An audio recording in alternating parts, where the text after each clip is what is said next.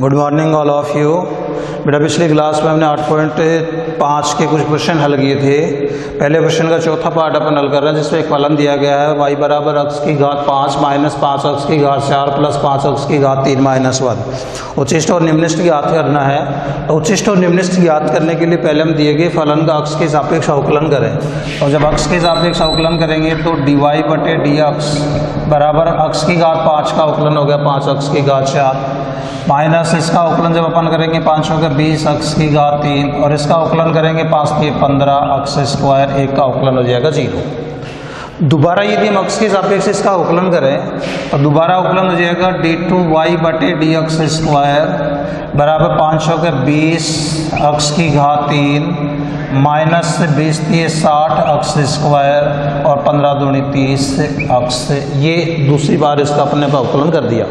अब उच्चतम और निम्नतम के लिए हम प्रथम क्रम के अवकलज के बराबर 0 करें कि जब dy बटे dx बराबर 0 और dy बटे dx बराबर 0 जब अपन करेंगे तो आपके पास मान है 5x की घात 4 माइनस 20x की घात 3 और प्लस 15x स्क्वायर बराबर 0। ये प्रथम क्रम का अवकलज था जिसको 0 के बराबर किया है। यदि हम इसमें से कॉमन ले लें 5x स्क्वायर तो इसमें बचेगा x स्क्वायर 5 होगा 20 4x 5 के 15 3 बराबर 0। तो जब 5x स्क्वायर बराबर 0 तो आपको x की वैल्यू 0 प्राप्त हो जाएगी। और जब x square minus 4x plus 3 बराबर 0 इसके गुणनखंड यदि अपन करें तो x minus 1 into x minus 3 बराबर 0। जब x माइनस 1 0 के बराबर होगा तो x का मान आएगा 1 और जब x माइनस 3 0 के बराबर होगा तो x का मान आएगा 3। तो x के 3 मान मिल गए आपको। कौन कौन से? 0 1 और 3। इन मानों पर हमें उच्चतम निम्नतम की जांच करनी है। तो पहले हम x बराबर 0 ये दे लें तो d2y बटे dx स्क्वायर जब x बराबर 0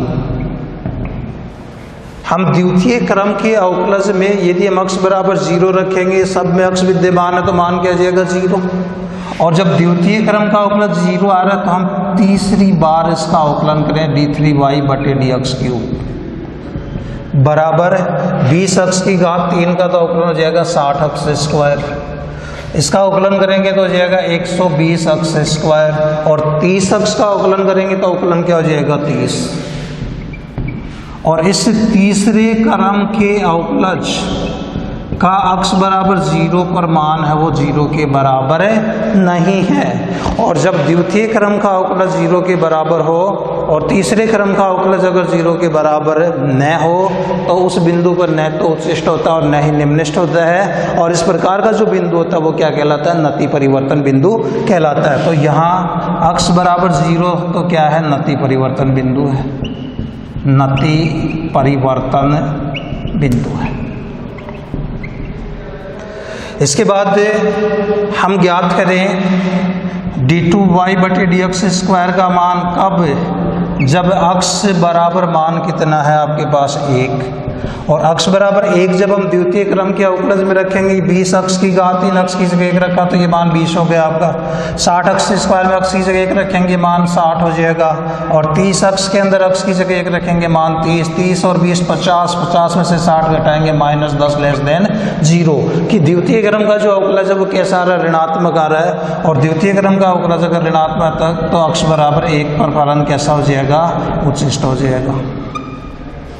इसके बाद द्वितीय क्रम के अवकलज की जांच करें हम d2y बटे dx स्क्वायर कब? जब x का मान कितना आपके पास 3 हो।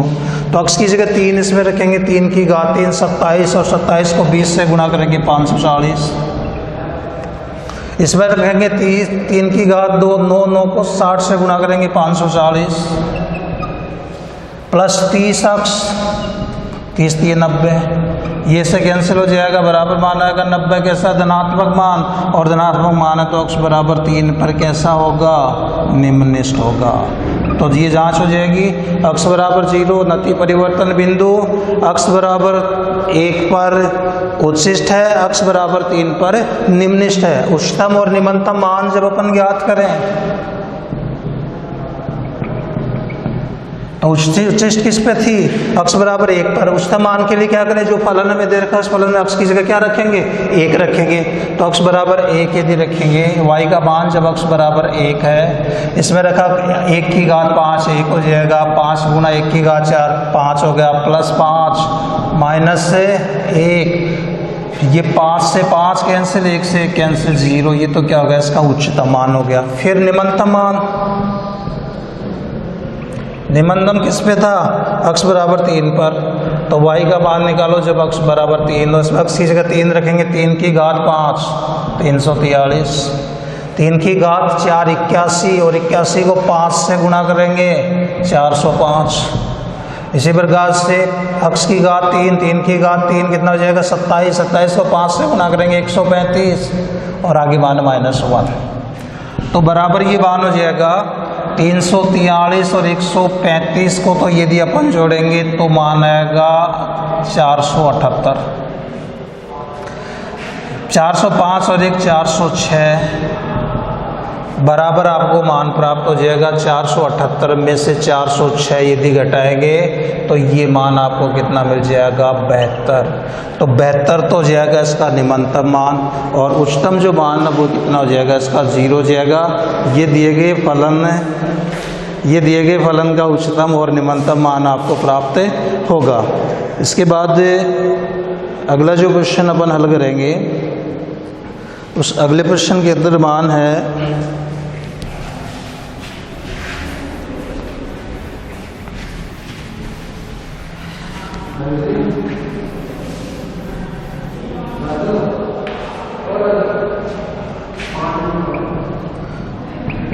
दूसरा क्वेश्चन है। दूसरे क्वेश्चन का पहला पार्ट अपन को दे रखा है कि निम्नलिखित के फलनों के अधिकतम और निम्नतम मान यदि कोई हो तो माइनस इंटू एफ अक्स बराबर माइनस इंटू अक्स +1 का मापांक +3। जब मापांक फलन दिए जाए और मापांक फलन के अंदर उच्चतम और निम्नतम मान ज्ञात करने, सबसे पहले अपन को ये देखना होता है कि मापांक फलन धनात्मक है या ऋणात्मक। यदि मापांक फलन धनात्मक होता है तो उच्चतम मान विद्यमान नहीं होता, और यदि मापांक फलन ऋणात्मक होता है तो यदि मापांक फलन ऋणात्मक होता है तो निम्नतम मान विद्यमान नहीं होता। तो यहाँ अक्स +1 ये ग्रेटर देन 0 है, यदि दोनों तरफ माइनस से गुणा करें तो माइनस इंटू अक्स +1, जब माइनस से गुणा करेंगे ये लेस देन 0, और ये लेस देन 0 यदि ऋणात्मक है तो निम्नतम मान नहीं है। फिर उच्चतम मान के लिए, उच्चतम मान के लिए ये जो मान है इसकी जगह अपन 0 कर दें, इस मापांक अक्स +1 की जगह यदि 0 करेंगे तो शेष जो बचा हुआ मान होगा वो अपना उच्चतम मान होगा। तो उच्चतम मान बराबर कितना आ जाएगा, 3 आ जाएगा। ऐसे ही सेकंड पार्ट है इसका। सेकंड पार्ट के अंदर दे रखा है अपन को मापांक अक्स +2 -1 कि एफ अक्स बराबर है मापांक अक्स -2, और आगे मान दे रखा है आपको -1, मापांक अक्स +2 -1। अब यहाँ देखिए मापांक अक्स +2 कैसा धनात्मक है, और अगर ये धनात्मक है तो उच्चतम मान नहीं है, तो यहाँ पर उच्चतम मान नहीं है, तो उच्चतम मान नहीं है। फिर निम्नतम मान के लिए क्या करेंगे अपन, हम निम्नतम मान के लिए मापांक फलन की जगह 0 रखेंगे, और इसकी जगह जब हमने 0 रखा तो शेष मान क्या बचा आपके पास, 1 माइनस का 1 बचेगा। तो आपका निम्नतम मान जो है वो क्या हो जाएगा, -1 हो जाएगा। फिर तीसरा पार्ट है इसके अंदर मापांक साइन 4x +3।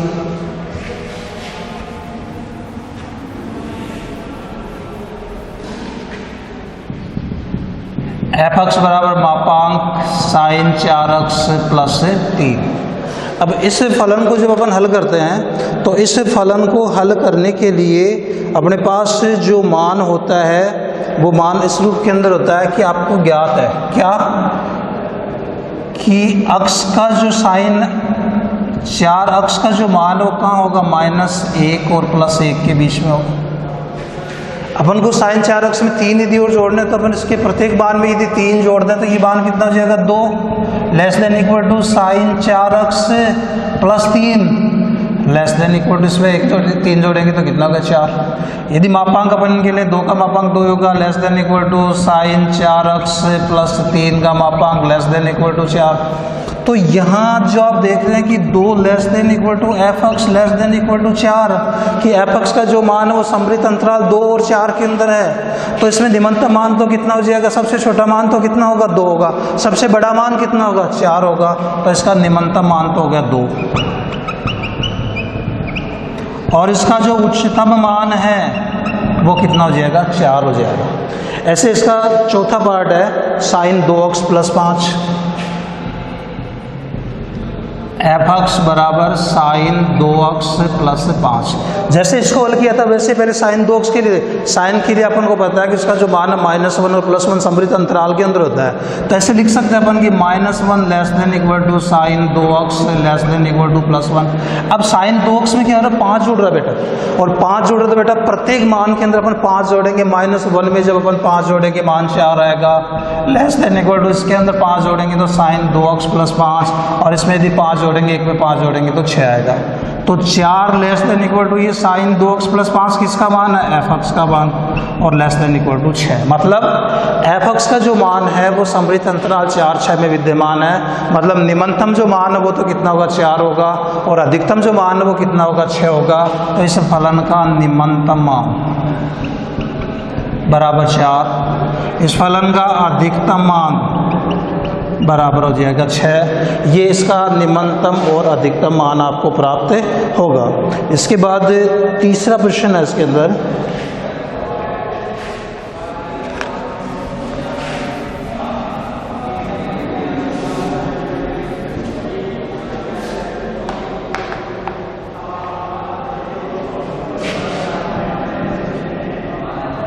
जिसका पहला पार्ट है एफ एक्स बराबर 2x की घात 3 माइनस 24x, 2x की घात 3 माइनस 24x प्लस 107, और जो अंतराल आपको दे रखा है वो है 1 और 3।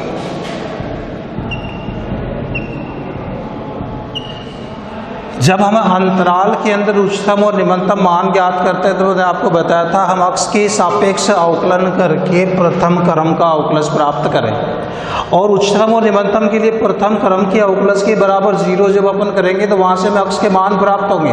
हम अक्ष के वे मान ग्रहण करें जो दिए गए अंतराल में, बाकी मान छोड़ दें। उसके बाद जो मान हम ग्रहण कर रहे हैं वो मान, और अंतराल के इन दोनों बिंदुओं पर फलन का मान ज्ञात करें। जो सबसे बड़ा मान होगा वो उच्चतम या अधिकतम मान होगा, जो सबसे छोटा मान होगा वो निम्नतम मान होगा। तो अक्ष के सापेक्ष जब अवकलन किया तो एफ डैश अक्ष बराबर इसका तो अवकलन करोगे 6x², इसका अवकलन करोगे -24, 107 का हो गया 0।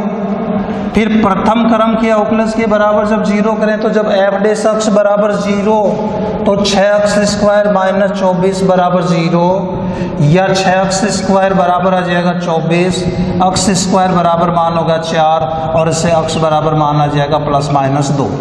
-2 इस अंतराल के अंदर विद्यमान नहीं है, +2 इसके अंदर विद्यमान है। तो अक्ष के हम कौन कौन से मान लेंगे, एक तो अंतराल का बिंदु 1 ले लिया, यहाँ से 2 ले लिया, और एक 3 ले लिया।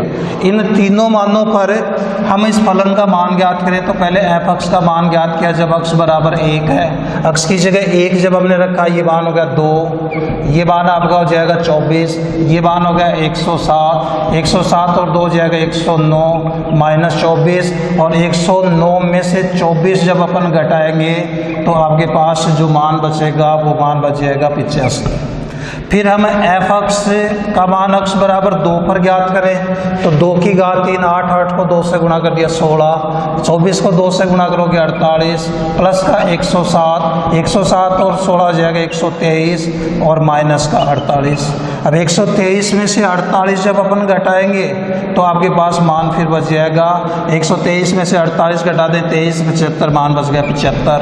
फिर एफ अक्ष का मान हम ज्ञात करेंगे जब अक्ष बराबर 3 है तो अक्ष बराबर 3, 3 की घात 3 27, 27 को 2 से गुणा करेंगे 54, इसको 3 से गुणा करेंगे 72, प्लस का 107, 107 और 54 हो जाएंगे 161, माइनस 72, 161 और में से 72 यदि अपन घटा देंगे 89। तो 3 मान है मैंने आपको 85, 75, 89, सबसे बड़ा मान तो कितना होगा 89, तो आपका उच्चतम मान तो हो गया 89। फिर निम्नतम मान सबसे छोटा मान है इसके अंदर 75, तो आपका निम्नतम मान हो जाएगा 75। थैंक यू, धन्यवाद।